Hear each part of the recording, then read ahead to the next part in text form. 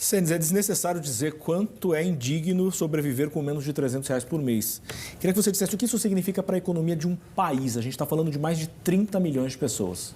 Olha, eu acho que é muito grave, obviamente, do ponto de vista humanitário, mas também do ponto de vista econômico. Isso é péssimo do ponto de vista da lógica econômica. Agora, a gente precisa também olhar no longo prazo. Eu acho que tem uma sobreposição de tendências de caráter mais estrutural. Infelizmente, o Brasil não está sabendo lidar com esse novo mundo da economia internacional, das novas tecnologias. A estrutura do trabalho no Brasil, do empregabilidade, está mudando muito rapidamente em detrimento das classes mais pobres e menos treinadas. Nós estamos num paradoxo de ter esse nível de pobreza, esse problema altíssimo de informalidade, né? Quase 40% do trabalho no Brasil é informal e, ao mesmo tempo, falta mão de obra em alguns segmentos. Ou seja, o que significa isso? Significa que nós não estamos produzindo uma mão de obra capaz de atender as demandas de um país que não cresce há 10 anos. Você imagina se a gente estivesse crescendo. Então, assim, é um nível de paradoxo do ponto de vista social e do ponto de vista econômico. Nós estamos dando tiro no próprio pé. O capital humano, nessa nova economia da tecnologia, o capital humano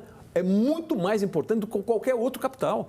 Tá certo? E nós não estamos conseguindo ir bem aí. E eu diria que aí, do ponto de vista estrutural, do ponto de vista conjuntural, esse baixo crescimento, que na média no Brasil nos últimos 10 anos foi próximo de zero, não foi igual em todos os setores da economia. Você tem setor que cresceu muito, e você tem setor que decresceu.